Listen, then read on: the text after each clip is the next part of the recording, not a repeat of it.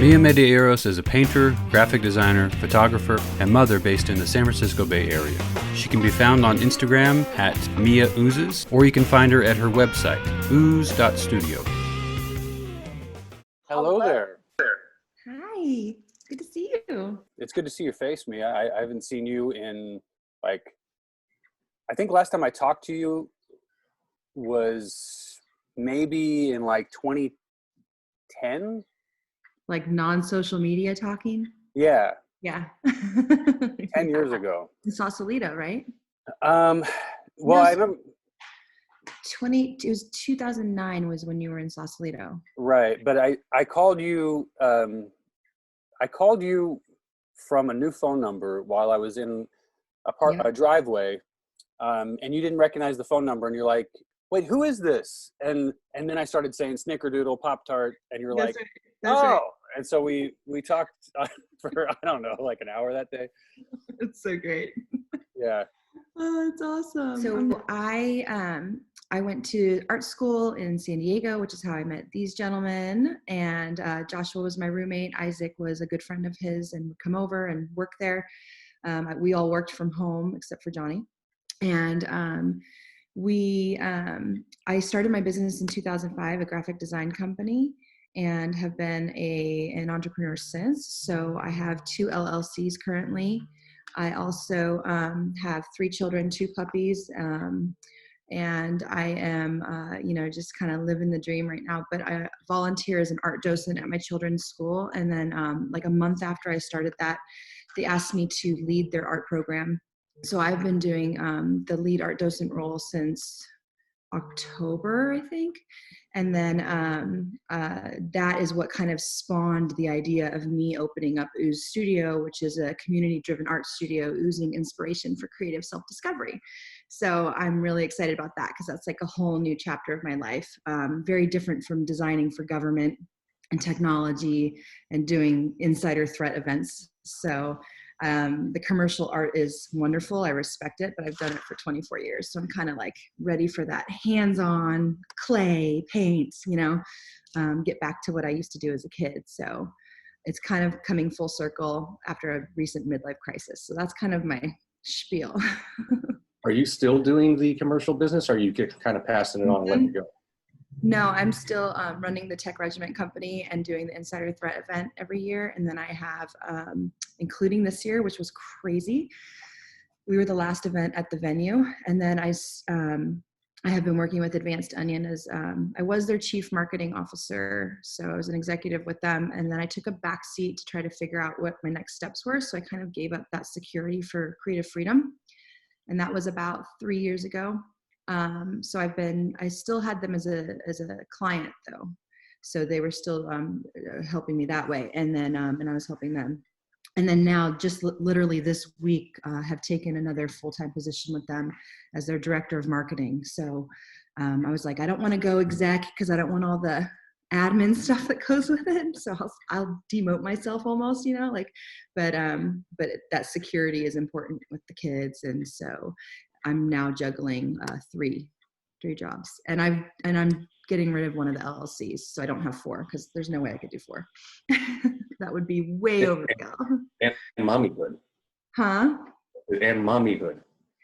And mommyhood and no help, and we're up in Auburn, so there's no family near us, and it's just us. So we're just trying to day by day, and I'm a big planner, so I have 2-year goals, 5-year goals. What's my scalability? But yeah, the having fun with the kids is obviously more important. So trying to figure out how I can make my work around that. I became aware of you via Joshua, or actually, no, I don't know if we're going to set this record straight or not. I think you said that we met at one of Tommy's parties, and I didn't recall that or something, but I met you in San Diego. And your parents were in the Bay Area, where you later migrated to, and where Joshua and I and a whole bunch of people migrated to from San Diego. Talk a little bit about where you grew up, where you were born, what your background is. Are you just a Californian? Okay, so my parents were actually in Monterey, Carmel Valley area, which is Central California, and I had a client interview up in the San Francisco Bay Area, which is why I moved up there. I was kind of hitting a ceiling in San Diego during the recession that started hitting, so that's why I moved to Sausalito, which is my soul city, and yeah, and then we all came, right, and then but prior to that, I was an Army brat. So I was born in Mississippi and I moved my whole life, um, over 40 times, lived in, over 40 houses kind of thing, and lived in San Diego. One of my longest stints was there for 8 years. And then when I went up to Marin County, I bounced around, which is where I met my husband. And we bounced around from Sausalito to Mill Valley to Fairfax to Novato.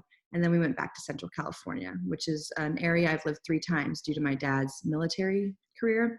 Not a bad place to be stationed. And then when he retired, he moved there again with his family, us. And then I think the third time was when I went with Michael and our children and saw it from a different light and fell in love with it. I was really bummed when I had to move away from the coast into Auburn. So it's been a rough transition here, but I see that they need a lot of creative juices and help with cultivating that. So I'm starting to find my place here. And back in San Diego, when I was spending a lot of time at the OB Palace, working with Joshua at Training for Life on the computer during the day, because I believed in that. We were selling CPR equipment and basic life support technology and education. And you were always in your upstairs room of the OB Palace, this brightly lit, colorful, just like what I'm looking at here, gorgeous colors, gorgeous Mia. So I would always go up there to hang out with you when I could. You were still doing painting during that time, were you not? Yeah. And I painted my whole life, literally since I was 14 months old, I think is the earliest I've been able to find of one of my paintings.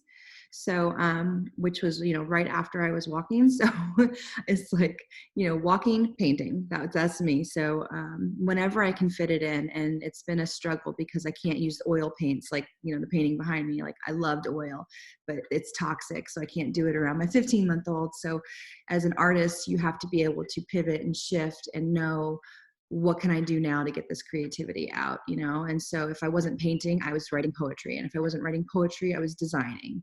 And so those have been kind of my 3 go-tos throughout my life. When we were talking about having you on the show, one of the first things that you said was, but I'm not an artist. And you sound like me. Back when I built the radio station and started the burlesque troupe, and I was done with all that. I was tired of being in charge. The guy that was helping me with my sets was building a community theater, and he said, "Why don't you just come be an actor?" And I said, "But I'm not an actor." And he goes, "Oh yeah, you are. You just don't know it." That's you. You're. How are you not an artist? You paint, you draw. Hold on. You paint, you draw. You're a graphic designer. You're a mother who manages to keep your life going. How are you not an artist? I think when I first said that, I was thinking of it professionally. I've been so stuck in this corporate mode for so long that I think of things in titles when you say things like that. So for me, I don't get paid to paint. I don't get paid for my art. I do for design. And so in that sense, I'm a creative director and designer. But for as far as just an artist, and just as a word I try to stay away from, actually, but only doing art for a living, I'm not there yet. And I aspire to be. And I think that there's a lot of respect and discipline that goes with that word. And I hope that one day I can only be that, in my career. But right now, it's still the juggle. So hence me. I'm an artist at heart. Don't get me wrong. I'll always be an artist at heart. But and maybe it's more I'm a creative, instead of I'm an artist. So there's that difference, I think. There's a term that's in my spiritual community that is cultural creative. And that's something I've always identified with, because like you, and I don't know if we ever shared the stories about being like I was a hippie brat, you were a military brat. We get very similar upbringings in terms of changing perspectives. So, so I think cultural creative kind of speaks to that. And that, would you say that's what you are as well? Yeah, definitely, 100%. I think culturally, I was raised by an artist who was raised by musicians. And so it's always been in my culture. It's always been in my life. We always visited the MoMA or the Met or whatever, my mom was a painter before she was a designer. And so I remember waking up in the middle of the night when I lived in Germany, and she'd have these massive rolls of paper out on the floor, smoking her cigarette, listening to Michael Franks, and like, painting with these inks. And like, I just remember watching her from the corner, like, and I'm getting chills thinking about it because it's so like what I wanted. And she was an artist. She was getting paid for that. Her paintings were in galleries all over Berlin. And so now, after, I think she's had a 26-year hiatus, and not to make this all about her, but it was like 26-year hiatus, only doing design, didn't touch a paintbrush once. And then she exploded and did like 200 to 300 paintings in her first year coming back, and got like almost 2,000 followers on Instagram. So she's killing it.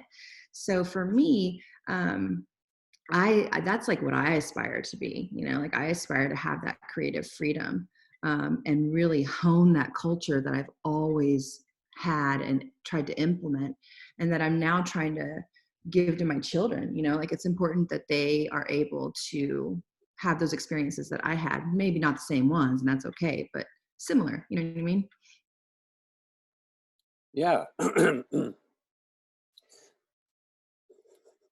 So when around the last time that we were all in each other's lives, this was in the Bay Area, and you had a place in Sausalito, another gorgeous place. You always, your spaces have always been very important to you. How they felt, the aesthetic, how inviting they were to others. So you had this great place in Sausalito, and Joshua and you and I spent many, many a night knocking down bottle after bottle of wine, eating great cheese, listening to music, talking until the wee hours. Me driving home in no state in which I should be driving home sometimes because I was that age and stupid.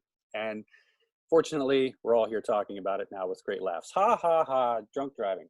So that was also the time period that you met Michael, your now husband, and now father of your 3 children. So talk a little bit, if you would, about how you met Michael, and uh, and then how and when the kids came into the picture, if you could. Well, that was like a big wham bam thank you ma'am. I mean, it was like we met on New Year's Eve at a party. We kissed on New Year's at midnight. We went home together, didn't sleep together the first night. I've got my virtues. But we never separated since. So we've been together ever since. And actually, this is the year we've had the most separation due to work and stuff. But we met, and then within a year of knowing each other, we, fell in love. He said he loved me that first week, and that he was going to marry me. And then we had our first child within a year and a month of meeting, and we're married within a year of meeting. I was very pregnant at my wedding. You can check out my pregnant Facebook pictures. It was massive. But yeah, so it was very quick. It was just very, let's do this. So it's been an interesting ride. Yeah, you said that you didn't like to use the term artist out of respect for those of us who do make our living through our art, and I certainly appreciate that you're that respectful. How were you making money? How were you making a living during the time that we were all hanging out and you met Michael? And then how did that change once you started to have kids? Did you still exist on a one-person income? Or were you existing on a one-person income because of Michael, or were you both doing things at the same time while raising the kids? So I've always been the breadwinner. I've always been the really hard, crazy worker who had trouble shutting the door at home. So for me, I was in labor launching a website. Like I was like, And it sounds horrible because it's like, you say family first, Mia, and I do. But I feel like I'm able to be present in each moment well enough, I'd like to think so at least, to enjoy what I'm doing while I'm doing it. And obviously, like once I put that website down, I was like, okay, let's do this. I'm having this baby. But when we met, I was doing the graphic design company, Project Temple. And then the recession hit, and it hit us even in Sausalito when I had my new clients. I had started working with Ricoh photocopiers, and the recession hit. So I went back to my love of retail, because fashion, right? Another art. And so I was doing both jobs when we met, and he was unemployed. And then he ended up getting a job with Retail Sports Center. So obviously 2 things that he liked, fashion and sports, like he's an endurance guy. So we were both having dual income. We were both working, and it's been that way ever since. We've always both worked and had our children. Now, my thing is, because I've always owned my company, my work has always been flexible. So I've always been able to work whenever I want, which allows me to have children at home and work from home. And that's very different for a lot of people, I think, because they'll be like, how'd you do it? You know, that's how you do it. And it helps that my children are very independent. If they weren't independent, it would have been a different story probably. Like Gia is probably my hardest child, or my youngest. She's the most needy. She's just starting to get independent now. But that took a little toll on my work situation. So just recently, he was the breadwinner for a little bit when I took that security for freedom break. And I was like, your turn, you know? And then, but now the tables are turning again, and I'm starting to jump back to where I was before. And again, if I take any role though, it has to be flexible. Like I won't work for anybody unless it's a flexible contract and it's on my own terms, and I get to create my own projects and, you know, kind of be my own boss that way. So hence the Mia boss title on my Zoom here. But I'm not an elitist, I swear. I try to be humble about it, you know? Yeah. So even though you wouldn't call yourself an artist by your definition, what would you say is your artistic vision? I want to elaborate, but I kind of don't. Okay, so my head immediately went towards Ooze Studio, which is just a dream of mine. It's basically my way of incorporating doing my own art and helping others. Talking about flower gardens, so I'm just going to catch him up to speed while you girls are cutting.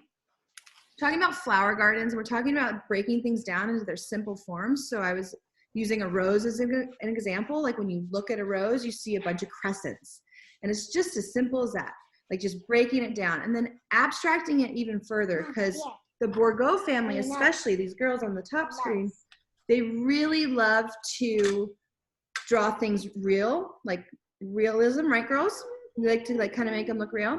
So I'm pushing them to abstract things a little bit further. So maybe the stem's not attached, or maybe there's 10 stems. And I was going to show them some Kandinsky art, some Vasily Kandinsky. He's one of my favorite artists. So I'm going to screen share now. We're just doing an inspiration kind of thing. So we're looking at what he did, and we're finding shapes that might inspire us. So remember, simple forms.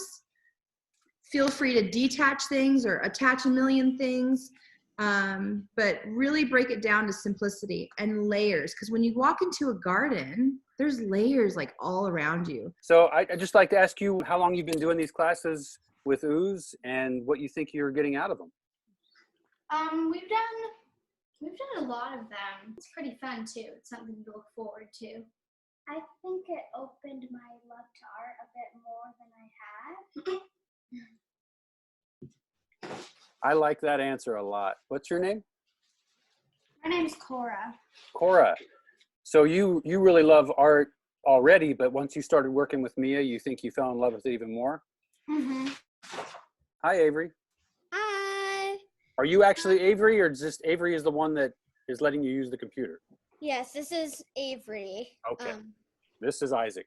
All right. Okay. These are a few things that we did yesterday. Yesterday, there was a little alien. There's an alien army starting to form, and people are entering in recruits. So we made little alien war guys. So had to give them names. And we drew them out first. Names and superpowers. Names and superpowers, and we drew them out first. We made like little cards. So when I went through my midlife crisis, it was 3 years of insanity, no vision, which I've never had. Like I've always had vision. I've always had purpose. I've always had a clear picture of everything 10 steps ahead, right? But this was like wall. Like I had never had that. So it freaked me out. My vision came to me after my art docent role. And then I decided that, I really wanted to work with children, and I really wanted to work in areas that were kind of lacking creativity, but had that interest in it, like Auburn. And so, sorry, Auburn, but it's true. So, it was important to me that I was able to give back, though, because it's like, okay, I've done the work thing in corporate world. I've been successful, but now it's my turn to leave something behind for others. And so Ooze Studio is doing that. Like I'm cultivating creative minds. I'm not teaching you how to draw a line. I'm not teaching you how to draw the Eiffel Tower. Like I'm not teaching technical skills. I'm teaching you how to hone your creativity no matter where you are or what you're doing. If you're a football player, you need to have creative plays. If you're a scientist, you need to have a creative out of the box thinking in order to be able to reach that next level of discovery, right? I mean, our world is based on creativity. It evolves by creatives. So for me, giving back to that is like, and teaching kids that, and then allowing that creativity to have them be able to do better in their other subjects, like that is everything to me. So I want to bring that to adults who have lost that. I want to bring that balance to our day-to-day technology that we love and use, but it's like, then what? We're intrinsically creative. I don't know if you've seen the Creative Brain documentary on Netflix. I'm in love with it, but it's like, that's part of what makes us human, our imagination, our creativity. So let's get back to that. Like I'm cool with augmented reality and AI and virtual reality, but you have to have that balance of human touch, of touching the clay, of touching the crayons, smelling the paint. Like that to me is where it's at as far as honing those skills. So I'm bringing that.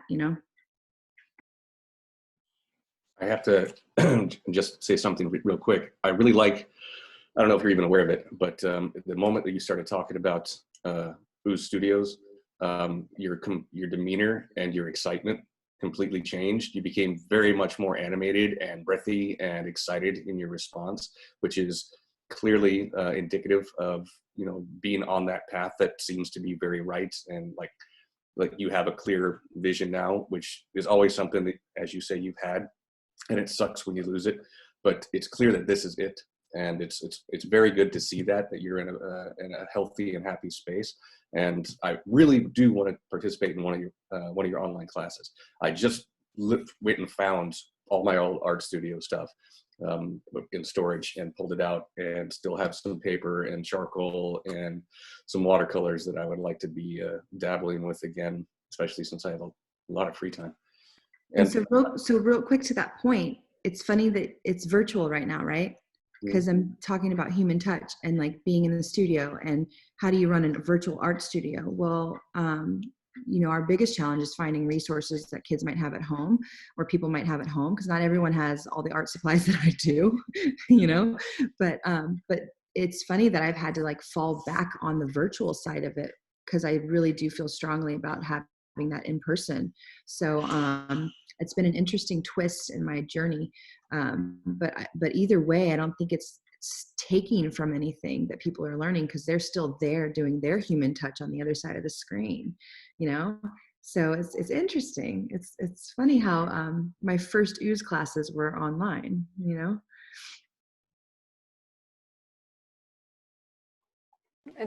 I liked how you talked about coming full circle and how things shifted.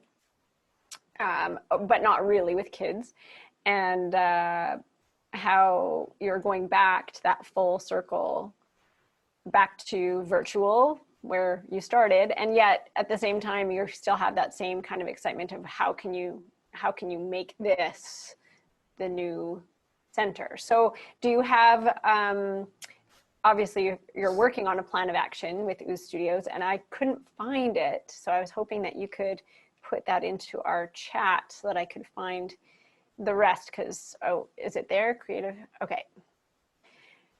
Because that's one of the things that I'm trying to find. I put .com and it's not a .com. It's just www.ooze.studio. Oh, okay, that will help a lot. Now, do you have a place where people can sign up? Because that's another thing that we're going to hopefully be able to showcase for you. Yeah, that'd be great. So, obviously I want to do things in person once the whole coronavirus thing goes away. I'm going to continue to keep my virtual business because it's been very helpful to a lot of moms who need a break and a lot of kids who need that creative outlet during this weird tension.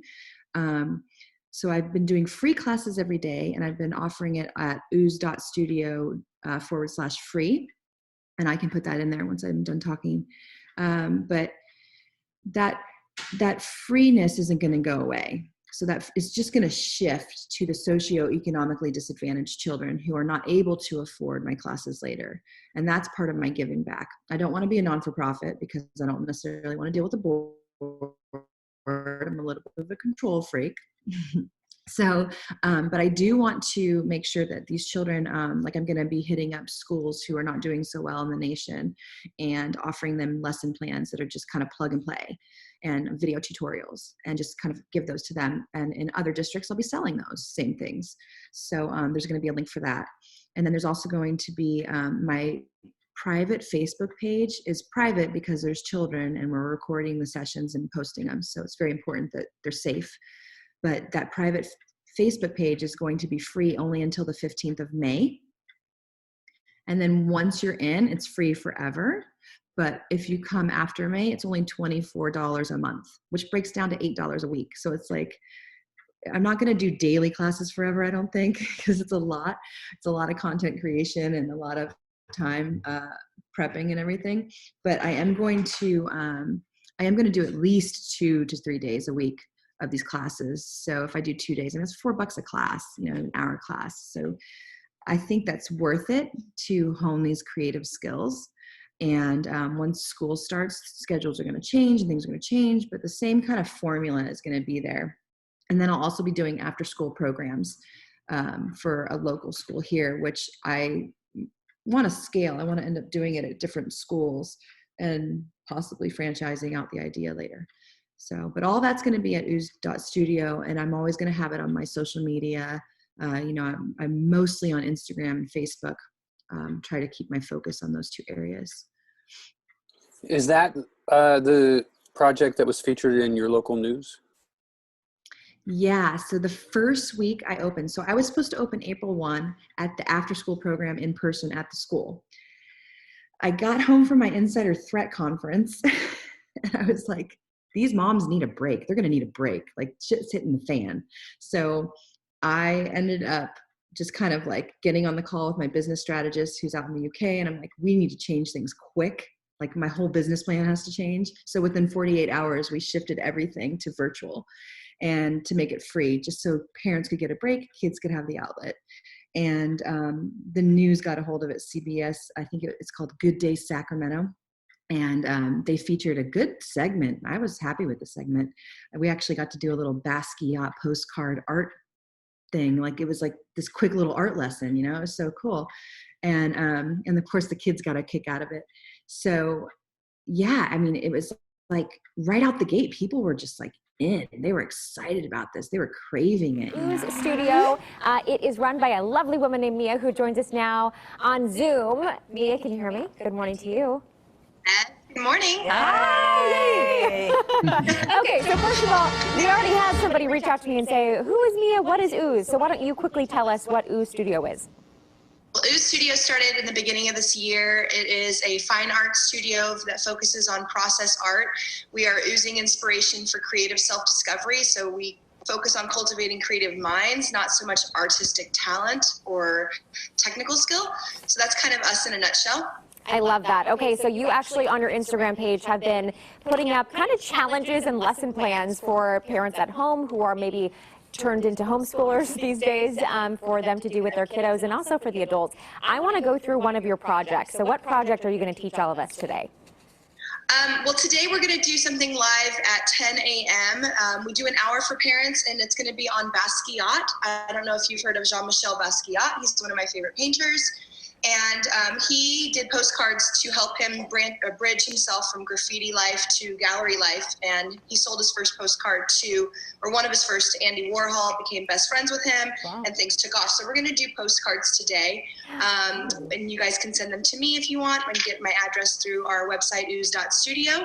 But we're going to do it in his style. I've been able to keep up the momentum until honestly about this week has been the slowest. I think people are starting to get tired of the whole distance learning thing. It's starting to become a drain. I mean, like as a mother, I know that it's like, I don't want to do this with you every day. I don't want to be your teacher every day. You know, it sucks. You have conference calls. I've got conference calls. Like, this is not okay. I'm not your executive assistant. I wake up in the morning. I'm like, okay, Miles, today you have an 11:30. Lena, you have a 10:30. You know, it's like lunch will be at 12:30. Like, I'm not your assistant. So I feel like once the momentum gets back up and running, it's going to be just so fun, like so exciting. I think I started rambling there. I'm sorry. Not at all. Please ramble on. That's great. It's absolutely amazing. And you're right that this is a very different time. And I'm also finding that students are starting to fall off of the online learning. They want that physical interaction isn't the same on the screen, and burnout is real. This whole, being sort of feeling stuck, I think is starting to come full circle.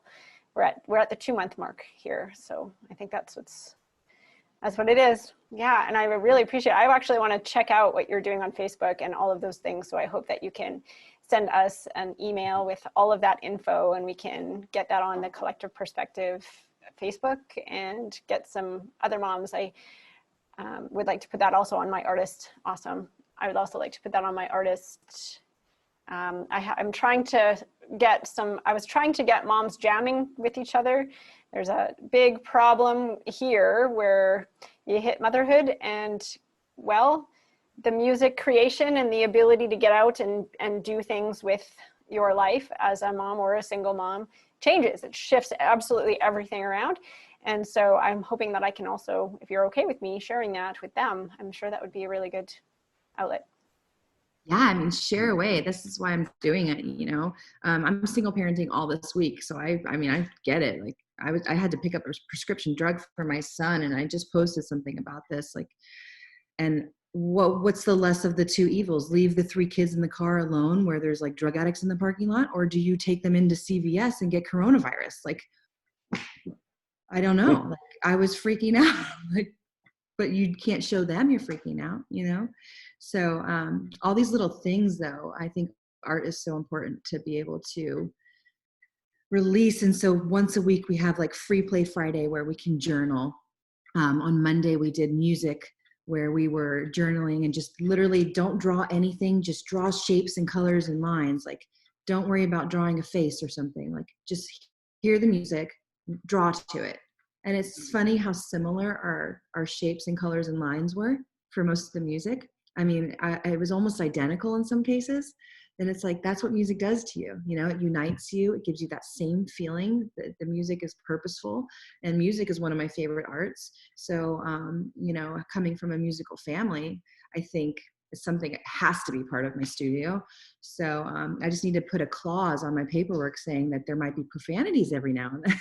It's part of art. So got to cover my ass. Yeah, thank you, Celine. I didn't know you guys had the time up there as well for recording, but in the time that's left, if you have anything else to share, please do. If you possibly could talk about your midlife crisis. I didn't know that you had one. Yeah, I just want to say something real quick. I didn't notice it until about 22 minutes in this whole time, because I haven't really been focused on the little box with me in it. in the panel view, but like my name has been listed as Stephanie. So don't let the long hair fool you.